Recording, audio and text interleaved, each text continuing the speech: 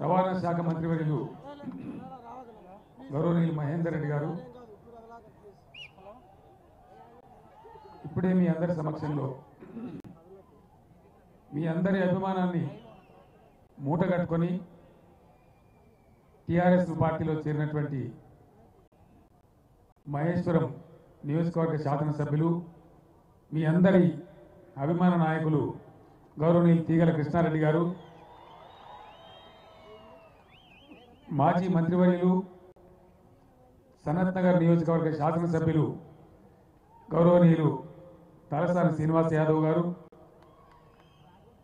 నిజామాబాద్ జిల్లా వాస్తవ్యులు రాష్ట్ర శాసన మండలి సభ్యులు గౌరవనీయులు గంగాధర్ గౌడ్ గారు, ఈ ముగ్గురు నాయకుల వెంట తరలి వచ్చి సభాస్థల్లో ఉన్నటువంటి సోదరులు సోదరిమణులందరికీ కూడా నేను నా పక్షాన వేదిక మీద ఉన్నటువంటి మంత్రివర్యులు శాసనసభ్యులు శాసన మండలి సభ్యులు స్థానిక పార్లమెంట్ సభ్యులు విశ్వేశ్వరరెడ్డి గారి పక్షాన మీ అందరికీ సాదరపూర్వకమైనటువంటి హృదయపూర్వకమైనటువంటి స్వాగతం సుస్వాగతం తెలియజేస్తా ఉన్నాను. చంద్రబాబు నాయుడు గురించి ఇంకోళ్ళ గురించి మాట్లాడి టైం ఖరాబ్ చేసుకునే అవసరం మనకు లేదు. వాళ్ళ సంగతి ఏందో ఎందుకు ఆ నిర్ణయం తీసుకున్నాం అనేది గౌరవ శ్రీనివాస్ యాదవ్ గారు తీగల కృష్ణారెడ్డి గారే చెప్పేసి ఒక్క మాట డెఫినెట్గా చెప్తాను. జంట నగరాలలో సమైక్య రాష్ట్రంలో ఎట్లా ఈ నగరం అభివృద్ధి జరగవలసి ఉండేనో అట్లా జరగలేదు. నిరుపేదలుగానే ఉండిపోయినారు. మురికివాడలు 1700 మురికివాడల స్లమ్స్ హైదరాబాద్లో ఉన్నాయి. 17 లక్షల నుంచి 20 లక్షల జనాభా ఈరోజు కూడా స్లమ్స్లో ఆ మురికివాడలో నివసిస్తూ ఉన్నారు. జంట నగరాల చరిత్రలో కానీ విని ఎరగనటువంటి రీతిలో ఈ నగరం అభివృద్ధి కాబోతా ఉంది. దాని ప్రణాళికలన్నీ సిద్ధమైనవి. మిత్రులు కృష్ణారెడ్డి గారు నాకు ఇందాక చెప్పినారు, అన్న ఇక్కడ ఎన్టీఆర్ నగర్ అనేది ఉంది, వేలాది మంది పేదలు ఉన్నారు, వాళ్ళకు పట్టాలన్నీ ఇచ్చి రెగ్యులరైజ్ చేయాలని చెప్పి వాళ్ళు కోరినారు. వారు ఇప్పుడు కాదు ఎప్పుడో జమానా నుంచి కూడా దాని మీద పోరాటం చేస్తూ ఉన్నారు. ఎన్టీఆర్ నగర్లో ఉన్నటువంటి వాళ్ళ స్థలాలు 100% రెగ్యులరైజ్ చేస్తాం, వాళ్ళకి సర్టిఫికేట్ ఇస్తాం, నేనే స్వయంగా వచ్చి వాళ్ళకి పట్టాలు కూడా అందజేస్తానని చెప్పి మనం చేస్తా ఉన్నాం. ఒక్క ఎన్టీఆర్ నగరే కాదు, జంట నగరాల్లో ఉన్న ప్రజలను, పేద ప్రజలను, మురికివాడల ప్రజలను, పొట్ట చేత పట్టుకొని బతకడానికి వచ్చిన ప్రజలను చాలా వేధింపులకు గురి చేసినారు. పెద్ద పెద్ద భూబకాసురులు వేల కోట్ల రూపాయల విలువ చేసే భూములు మింగేస్తే వాళ్ళకి ఏమి ఇబ్బందులు ఉండయి. కానీ పేదలు బతకడానికి వచ్చి 10 గజాల గుడిసె వేసుకున్న వాళ్ళని వేధించినారు.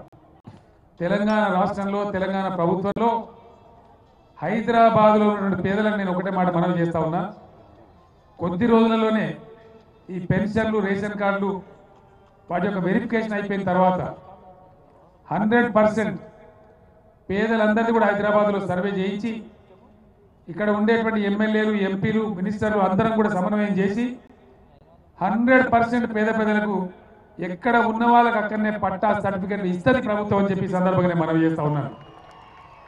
ఎవరిని కూడా ఇబ్బంది పెట్టం.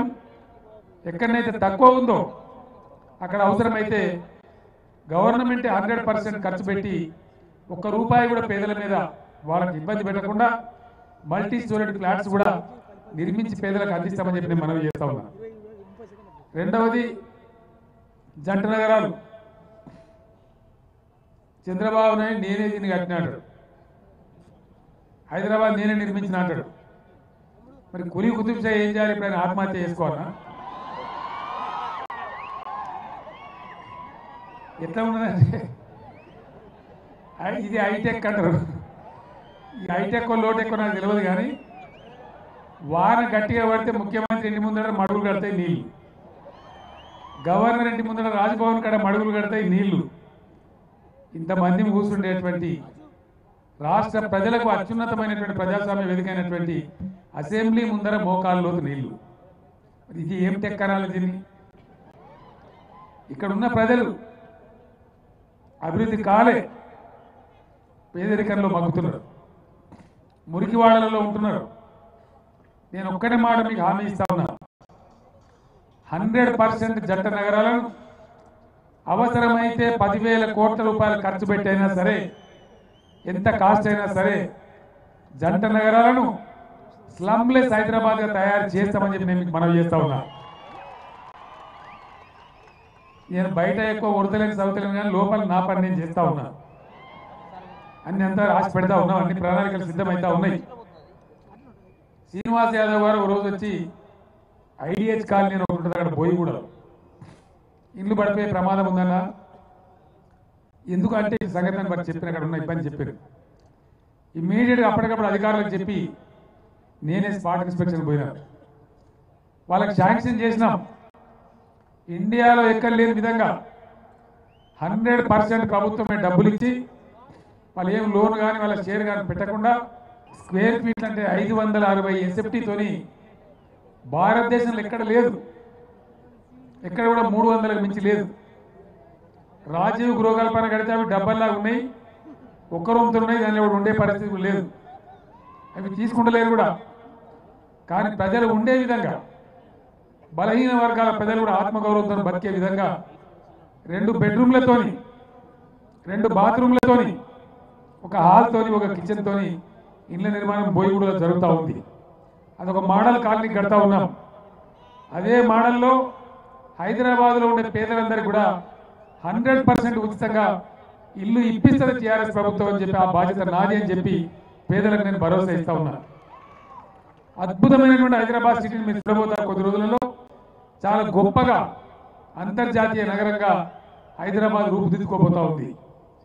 చారిత్రక పట్టణాలను బాగు చేయడంలో ప్రపంచంలోనే టర్కీలో ఉన్నటువంటి ఇస్తాన్బుల్కు చాలా పెద్ద పేరు ఉంది.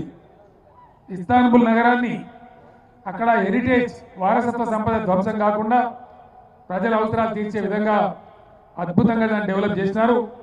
త్వరలోనే అధికారుల బృందం ఇస్తాన్బుల్ కూడా పోతా ఉంది. జంట నగరాల శాసనసభ్యులను కూడా త్వరలోనే టర్కీకి పంపబోతా ఉన్నాం ఇస్తాన్బుల్కు. వీళ్ళందరూ పోయి చూసి వస్తారు. ఆ పద్ధతిలోనే హైదరాబాద్ ఓల్డ్ సిటీని కూడా 100% డెవలప్ చేస్తామని చెప్పి నేను మీకు తెలియజేస్తా ఉన్నా.